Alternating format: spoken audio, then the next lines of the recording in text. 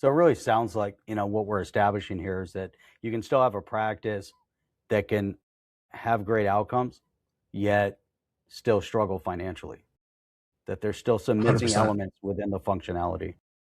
100%. And that's, I think, the difference between, you can have, it's clinical excellence, operational excellence, right? And if they're not both aligned, you're going to have, you know, underutilization, and you'll have poor retention ultimately, right? So you can have one without the other, but if they both aren't present, you're just not going to achieve the results that you want. You may often see, locations, practices that appear successful, outwardly.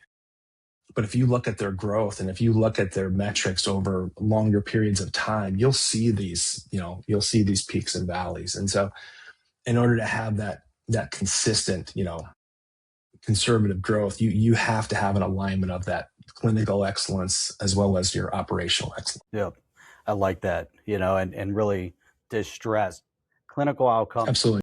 patient experience, business performance, all working cohesively. Is there one element that you think is more significant than the other? Are they equal? If you're a little bit weak on business performance but strong on clinical, but patient experience is bad or indifferent, like how do you weight Sure. these? Honestly, if you'd have asked me this question, I mean, I've been in the healthcare industry for 30 years now. If you'd have asked me this 20 years ago, I would have put the importance on clinical excellence. I would have, because that was more the space that I was playing in, right? Whereas Right. the last 15, 20 years, I've just kind of gradually transitioned into more of that operator role, right? More of the builder of these systems. And I just think they're both extremely important. You can have just a stellar, physician, or a chiropractor or a healthcare provider, and if you don't have a team that's aligned with that person, and then more importantly, if you don't have a structure in place, I can't emphasize how important having that structure in place is, because they can diagnose a problem, right? You can have Hmm. all the greatest tools. You'll hear me say that all the time, but if you don't have a system in place to paint by the numbers and to map and again, map that journey, you're invariably, you will never get the consistency. So it's just of paramount importance. So, the answer I give you now may be a little different than the answer I would have given you then, but they're both extremely important. Yeah. I think touching on a really important subject, and really, as we're focused primarily in health optimization, longevity medicine, performance medicine, regenerative medicine.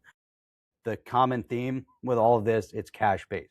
You go into a cash based environment, little different than insurance, right? There's a clear divide in operational workflow, right? Where we're touching on the excellence, the experience. It's that same 5-star restaurant experience versus the not so 5-star restaurant, the other exact opposite.